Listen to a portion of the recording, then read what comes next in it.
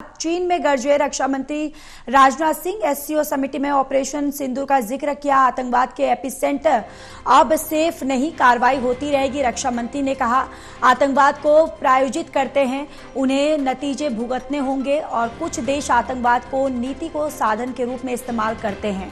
कुछ देश सीमा पार आतंकवादियों को पनाह देते हैं और ऐसे दोहरे मापदंडों को यानी कि मानदंडों के लिए कोई जगह होनी नहीं चाहिए। एससीओ को ऐसे देशों की आलोचना करने में संकोच नहीं करना चाहिए। आतंकवाद, शांति और सुरक्षा सहित कई अहम मुद्दों पर बात की है।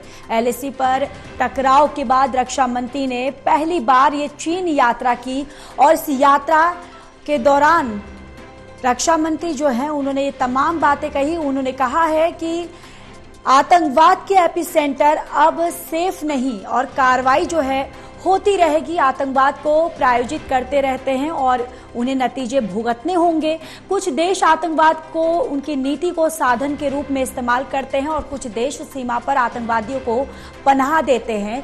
ये तमाम बातें रक्षा मंत्री ने एसओयू मीटिंग में कही हैं।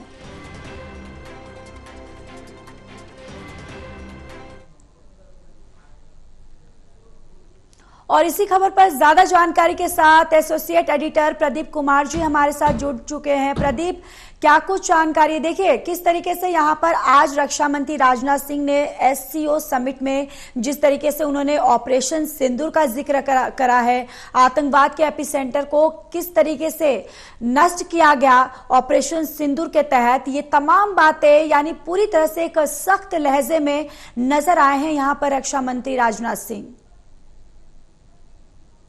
देखिए, रक्षा मंत्री राजनाथ सिंह एससीओ समिट में हिस्सा लेने के लिए चीन के किंगदाओ शहर में पहुंचे हैं और यहां पर 2 दिवसीय सम्मेलन के दौरान रक्षा मंत्री अलग अलग बैठकों में शिरकत करेंगे, क्योंकि एससीओ समिट से जुड़े अन्य देश के रक्षा मंत्री भी यहां पर मौजूद हैं। और ऐसे में यहां पर जो रक्षा मंत्री का बयान रहा है वो काफी महत्वपूर्ण रहा है, क्योंकि ऑपरेशन सिंदूर का जिक्र करते हुए और इपिक सेंटर का आतंक के और दोहरे मापदंड नहीं होने चाहिए, इसका मैसेज देते हुए उन्होंने पाकिस्तान के रक्षा मंत्री की मौजूदगी में एक बड़ा आतंक के खिलाफ मैसेज दिया है और इसका जिक्र किया है। आतंक के इपिक सेंटर के खिलाफ जो लड़ाई भारत की है वो जारी रहने वाली है, अब वो रुकेगी नहीं। और इसको लेकर उन्होंने कई प्रमुख बातें कही हैं। आतंकवाद के इपिक सेंटर अब सेफ नहीं है, कार्रवाई होती रहेगी। साथ ही उन्होंने ये भी कहा है कि जो आतंकवाद को प्रायोजित करते हैं उन्हें उसके नतीजे भुगतने होंगे।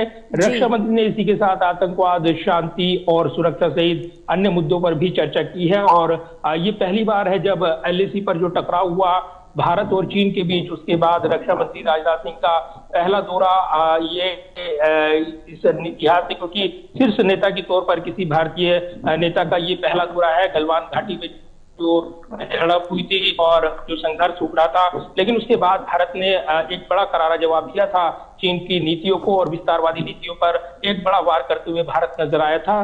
तो इस बीच यहाँ पर ऑपरेशन सिंदूर लॉन्च किया गया, जो आतंक के सेंटर थे पाकिस्तान के अंदर, क्योंकि पहलगाम आतंकी हमला और जिस तरीके से निर्दोष लोगों को निशाना बनाया गया, इसका जिक्र रक्षा मंत्री ने अपने वक्तव्य में किया है। और इसी का जिक्र करते हुए उन्होंने आतंक को लेकर आगाह किया है इन देशों को, जो रक्षा मंत्रियों की बैठक थी। और कहीं न कहीं ये मैसेज साफ के तौर पर देते हुए रक्षा मंत्री नजर आए हैं कि एपिक सेंटर और जो आतंक को प्रायोजित करते हैं उनको नतीजे भुगतने होंगे। सीधे तौर पर पाकिस्तान के लिए कड़ी चेतावनी चीन में मौजूद रहते हुए रक्षा मंत्री ने दी है। बिल्कुल, और देखिए बिल्कुल एक सख्त लहजे में यहाँ पर रक्षा मंत्री नजर आए हैं। जिस तरीके से उन्होंने आतंकवाद को लेकर बातें कही, उन्होंने तमाम बातें कही कि अगर जो आतंकवाद को पनाह देते हैं उनको भी बख्शा नहीं जाएगा, और किस तरीके से सिंदूर ऑपरेशन के तहत भारत ने मुंहतोड़ जवाब जो है पाकिस्तान को दिया था। ये तमाम बातें इस मीटिंग में, इस बैठक में रक्षा मंत्री ने कही है। लेकिन देखिए वहां पर उन्होंने एक और बात कही, उन्होंने ये भी कहा कि कुछ देश जो हैं आतंकवाद को नीति को साधन के रूप में इस्तेमाल करते हैं।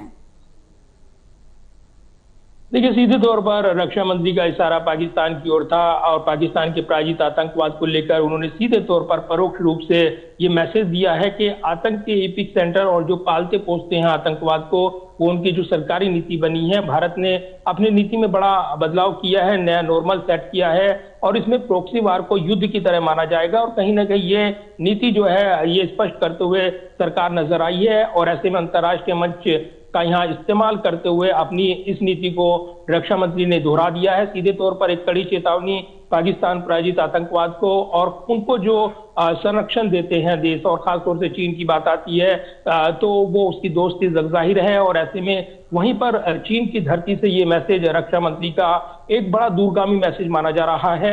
लिहाजा रक्षा मंत्री ने दो टूक बातें कही हैं और चीन की धरती से पाकिस्तान प्रायोजित आतंकवाद और उनके आकाओं को एक कड़ी चेतावनी दी है। ये मैसेज दूरगामी मैसेज है, क्योंकि ऐसे वक्त जब भारत ने नया नॉर्मल सेट किया है और आतंक के खिलाफ प्रॉक्सी वार को भी युद्ध की तरह मानने और साथ ही कोई भी आतंकी हमला होने पर उसका करारा जवाब देने की नीति तैयार की है, तो इस बीच रक्षा मंत्री ने चीन में यहाँ पर गरजते हुए एक तरीके से स्पष्ट मैसेज यहाँ पर दिया है। और ये रक्षा मंत्रियों की बैठक के दौरान ये रक्षा मंत्री राजनाथ सिंह का वक्तव्य काफी चर्चित हो रहा है। इस बयान के काफी मायने निकाले जा रहे हैं।